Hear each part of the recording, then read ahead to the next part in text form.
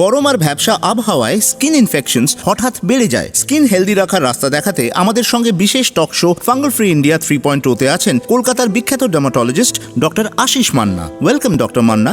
আমরা জানতে চাই সবথেকে সিরিয়াস ফাঙ্গাল ইনফেকশন কোনটা? প্রথমে আমার পরিচয়টা একটু দিয়ে নিই। আমি হচ্ছি ডাক্তার আশিস মান্না। আমি বর্তমানে অধ্যাপক এবং ডিন পদে আছি বেলেঘাটা আইডি হাসপাতাল। যে প্রশ্নের সম্মুখীন হয়েছি সেটা হচ্ছে পরিষ্কার বলা যায় যে এই ছত্রাক জাতীয় জিনিস, যেগুলো ইংরেজিতে ফাঙ্গাস বলি আমরা, ছত্রাকগুলো সবসময় তার বংশবৃদ্ধির জন্য পরিবেশ যেটা লাগে সেটা হচ্ছে একটু গরম থাকবে, খানিকটা জল বা ভেজা ভেজা ভাব থাকবে, তার সঙ্গে তার খাবার দরকার হবে। খাবারটা কি? সাধারণভাবে ফাঙ্গাসগুলো যেগুলো খায় সেটা হচ্ছে আমাদের শরীর থেকে বেরিয়ে যাওয়া খসে পড়া যে চামড়ার বাইরের একদম লেয়ারটা বেরোতে থাকে, সেইটা যেখানে ঘষা লাগে বেশি পরিমাণে ভিজে থাকে সেই জায়গায় ফাঙ্গাস বাড়ে। ফলে এই বর্ষার সময় বা তার পরবর্তীকালে ভ্যাপসা গরম, এই সময়টাই ফাঙ্গাসের সব থেকে বেশি প্রাদুর্ভাব লক্ষ্য করা যায়। ডক্টর মান্না, আমরা জানতে চাই ফাঙ্গাল ইনফেকশন বারবার কেন হয়? সারা পৃথিবীতে যদি দেখেন তাহলে এই সুপারফিশিয়াল ফাঙ্গাল ইনফেকশন অর্থাৎ চামড়াতে যে ছত্রাকের ইনফেকশন হয়, ছত্রাক কিন্তু শরীরের ভেতরে আক্রমণ করতে পারে, সেগুলো খুব রেয়ার ঘটনা, যার জন্য আমরা সেগুলো নিয়ে খুব বেশি এখন গুরুত্ব দেবো না। সুপারফিশিয়াল ফাঙ্গাল ইনফেকশনে প্রত্যেক 4 জনের একজনের সারা পৃথিবীতে হতে পারে, কিন্তু আমাদের মতো গরম দেশ বা নিরক্ষীয় অঞ্চলে যেগুলো থাকে তাতে প্রায় 3 জনে একজনের ফাঙ্গাল ইনফেকশন আমরা এই সময় পেয়েই থাকি। ফলে রোগটা খুব কম হয় সেটা বলা যাবে না, আমরা তাকালেই এই ধরনের রোগী পাব। মজাটা হচ্ছে যে এটা ছড়িয়ে পড়ার একটা বিরাট ভয় থাকে, তার কারণ আমি যদি এটা ট্রিটমেন্ট না করি, সেটাকে ইরাডিকেট অর্থাৎ পুরোপুরি তুলে ফেলতে সরিয়ে ফেলতে না সক্ষম হই, তাহলে ও কিন্তু খালি আমাকে জ্বালাবে না, আমার শরীরের সব অঙ্গগুলোকে পরপর চামড়াকে ভরে নেবে না, আমার পরিবারের বা আমার কন্ট্যাক্টে যারা আসবেন তাদেরকেও ছড়িয়ে ফেলতে পারে। এই জায়গাটা আমাদেরকে খেয়াল রাখতে হবে। ডক্টর মান্না, আমরা জানতে চাই সিমটমস একটু বেটার হলে অ্যান্টি ফাঙ্গাল ট্রিটমেন্ট নেওয়া বন্ধ করা যায় কি? এখানে পরিষ্কার বলে দেওয়া ভালো যে আমরা একটা রুল অফ 2 অর্থাৎ 2 এর নিয়ম মেনে চলি।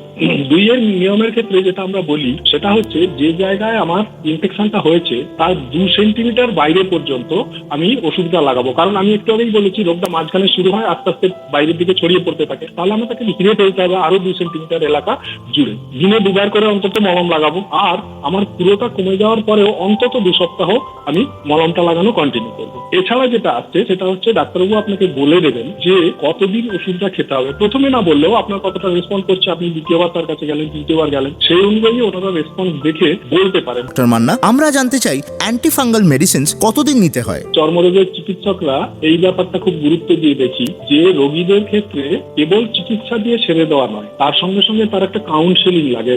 এর মধ্যে কতগুলো জিনিস আসছে। একটা হচ্ছে অপরিচ্ছন্ন অভ্যেস। ছোট্ট একটা উদাহরণ দিই, অনেকেরই এখন অভ্যেস আছে বড় বড় নখ রাখা। একটু চুলকলেই তাতে জীবাণুগুলো নখের তলায় এসে যাবে এবং নখের তলায় যে চামড়া থাকে তার তলায় সে ভালো মতোই করে বংশবৃদ্ধি করবে। এরপর আপনি ধরুন না চুলকলেও যদি জল দিয়ে মুখটা ধুচ্ছেন, যেখানে এখানে ছোঁয়া লাগছে, সরাসরি লাগছে অথবা জল গড়িয়ে যেখানে যাচ্ছে সেখানে এটা ছড়িয়ে যাওয়ার সম্ভাবনা। বিশেষ করে যারা ট্রেন বা বাসের অনেকটা সময় নিত্যযাত্রী, যদি চোখ লেগে যায়, নখের ক্ষেত্রে আমরা খুব দেখি ওনাকে চোখ লেগে গেছিল, তার থেকে নখটা আস্তে আস্তে পচে ক্ষয়ে যায়।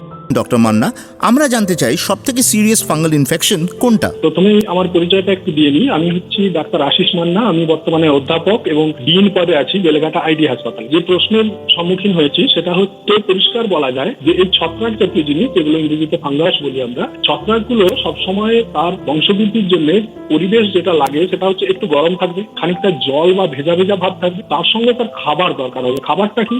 সাধারণভাবে ফাঙ্গাসগুলো যেগুলো খায় সেটা হচ্ছে আমাদের শরীর থেকে বেরিয়ে যাওয়া খসে পড়া যে চামড়ার বাইরের একদম লেয়ারটা বেরোতে থাকে, সেইটা যেখানে ঘষা লাগে বেশি পরিমাণে ভিজে থাকে সেই জায়গায় ফাঙ্গাস বাড়ে। ফলে এই বর্ষার সময় বা তার পরবর্তীকালে ভ্যাপসা গরম, এই সময়টাই ফাঙ্গাসের সব থেকে বেশি প্রাদুর্ভাব লক্ষ্য করা যায়। ডক্টর মান্না, আমরা জানতে চাই ফাঙ্গাল ইনফেকশন বারবার কেন হয়? সারা পৃথিবীতে যদি দেখেন তাহলে এই সুপারফিশিয়াল ফাঙ্গাল ইনফেকশন অর্থাৎ চামড়াতে যে ছত্রাকের ইনফেকশন হয়, ছত্রাক কিন্তু শরীরের ভেতরে আক্রমণ করতে পারে, সেগুলো খুব রেয়ার ঘটনা, যার জন্য আমরা সেগুলো নিয়ে খুব বেশি এখন গুরুত্ব দেবো না। সুপারফিশিয়াল ফাঙ্গাল ইনফেকশনে প্রত্যেক 4 জনের একজনের সারা পৃথিবীতে হতে পারে, কিন্তু আমাদের মতো গরম দেশ বা নিরক্ষীয় অঞ্চলে যেগুলো থাকে তাতে প্রায় 3 জনে একজনের ফাঙ্গাল ইনফেকশন আমরা এই সময় পেয়েই থাকি। ফলে রোগটা খুব কম হয় সেটা বলা যাবে না, আমরা তাকালেই এই ধরনের রোগী পাব। মজাটা হচ্ছে যে এটা ছড়িয়ে পড়ার একটা বিরাট ভয় থাকে, তার কারণ আমি যদি এটা ট্রিটমেন্ট না করি, সেটাকে ইরাডিকেট অর্থাৎ পুরোপুরি তুলে ফেলতে সরিয়ে ফেলতে না সক্ষম হই, তাহলে ও কিন্তু খালি আমাকে জ্বালাবে না, আমার শরীরের সব অঙ্গগুলোকে পরপর চামড়াকে ভরে নেবে না, আমার পরিবারের বা আমার কন্ট্যাক্টে যারা আসবেন তাদেরকেও ছড়িয়ে ফেলতে পারে। এই জায়গাটা আমাদেরকে খেয়াল রাখতে হবে।